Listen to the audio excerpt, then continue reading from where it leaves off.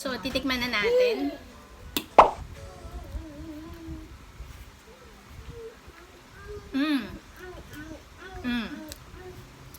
Natatawa. Hey guys, it's me, Ange. Welcome to my channel. Gusto ko pong magpasalamat sa aking 45 subscribers. Shout out sa tropang scammers, sa aking mga kaopisina, pamilya, at friends. Kung hindi pa po kayo nakakapag-subscribe, click the subscribe button below and turn on your notification bells. Today's vlog is very special because this is my first cooking vlog and tutulungan tayo ng aking Mother Earth. Tutulungan tayo ni Mother for today. Today, I'm going to teach you how to cook paella. They pronounce it in Spain as paella. This dish was originated in Valencia region from eastern Spain. Ang version natin ngayon is Filipino style paella. These are the ingredients needed. 5 cloves of garlic, 1 medium red onion, 1 teaspoon of black ground pepper, 1 teaspoon of sugar, 1 teaspoon of butter, 1 chicken broth cube, paprika, kasuba, basil leaves, red bell pepper, 2 pieces of chorizo, 115 grams of tomato sauce, half kilo of mussels, 1/4 kilo of shrimp, 1/4 kilo of chicken breast, mussels and shrimp stock, 350 grams of glutinous rice, and 350 grams of long grain rice, extra virgin olive oil, and canola oil. Let's start cooking our Filipino-style seafood paella. First, let's fry the chicken. In a separate pan, saute the garlic, red onion, and chorizo with butter and canola oil. Add the glutinous rice and long grain rice.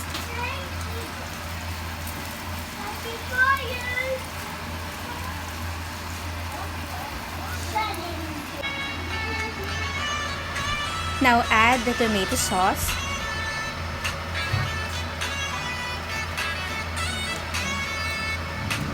and mix it well.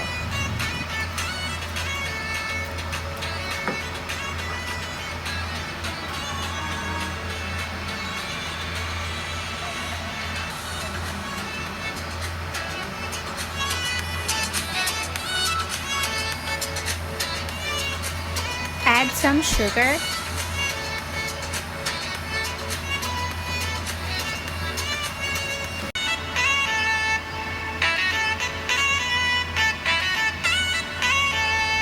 next is the kasuba,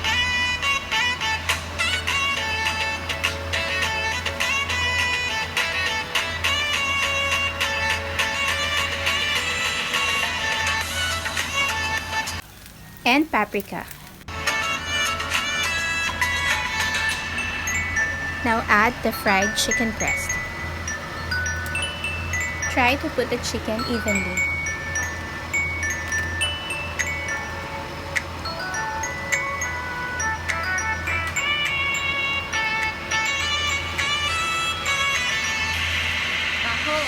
Now the mussels. Bali, i-arrange mo na in position yung tahong and yung chicken. Spread mo. Ayan.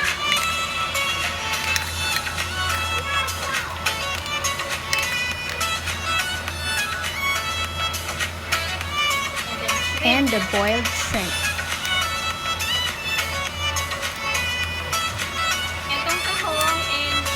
Pinakuluan na siya.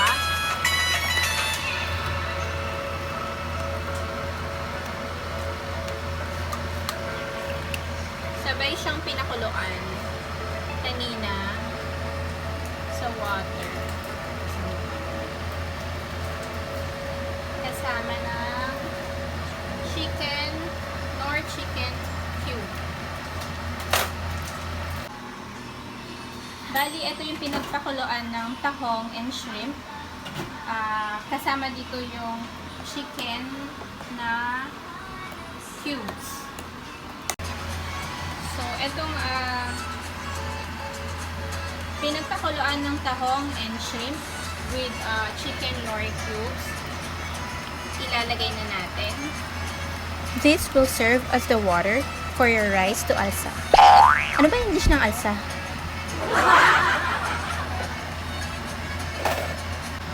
So, ganituhin natin para magkaroon ng space yung rice kapag naluto na. Tapos, i-check lang from time to time.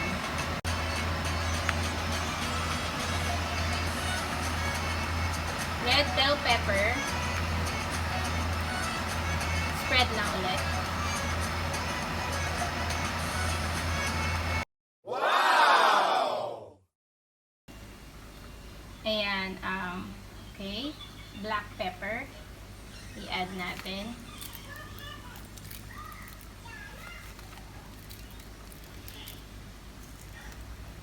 Naku, favorite ni Yuli to.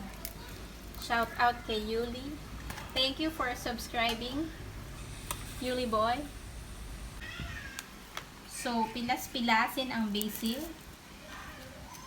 Ayan, medyo okay na ang audio natin ngayon. Kanina kasi binuksan namin to. Yung, ano to ma'am? Vacuum? Vacuum ba yan? Yun, ang ingay. Ngayon, medyo tahimik na ang buhay natin. So, nilagay na natin ang basil. Ang bango.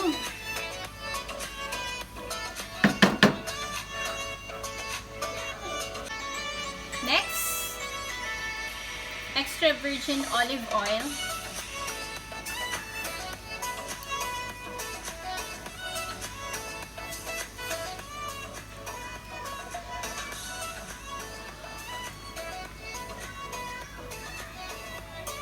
So, after natin ilagay yung basil, ayan, nilagay na natin. Tatakpan na natin siya para maluto ng maigi. Ayan. I-check nyo lang guys, from time to time kung medyo luto na siya. If medyo luto na, try nyo tikman para malaman nyo kung anong kulang at kung anong sobra, kung ano pang kailangan nating idagdag. So, medyo luto na siya. Pwede na natin tikman kung anong lasa para ma-edit pa natin.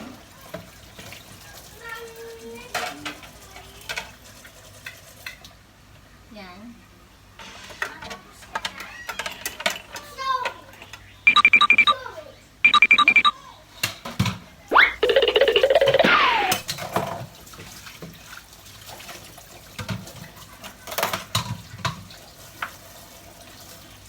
Tamang-tama na yung asim, yung alat, yung mga spices. So, I think okay na to. Medyo matigas pa yung kanin, so hayaan muna natin ulit na maluto pa more. Takpan ulit natin. So, yung rice po natin dapat al dente lang. Al dente, that means para lang yung luto niya dapat parang pasta na hindi masyadong matigas, hindi sobrang lata. So, sakto lang.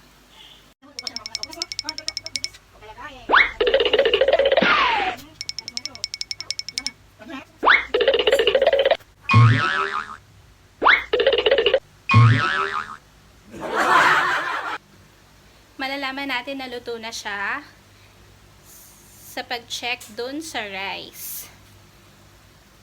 So, pag medyo luto na yung kanin natin, it means ready to eat na siya. Finally, luto na ang ating paella. Papatayin ko na yung apoy. Saan yung apoy? Ayun, meron pang apoy. Kala ko hindi pa. Ay, ang init!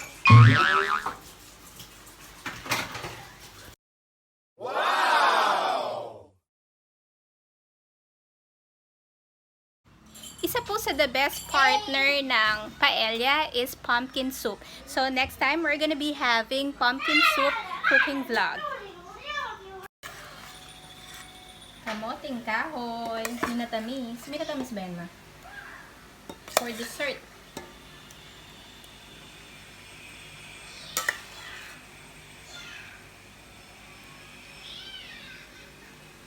Masarap to lagyan ng evaporated milk.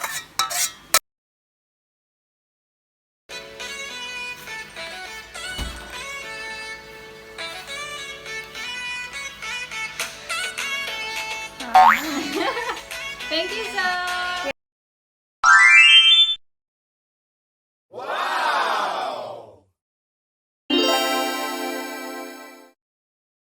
So, titikman na natin.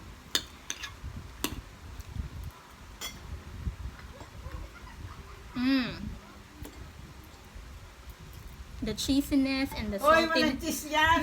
Walang cheese to? Walang cheese to. Wow!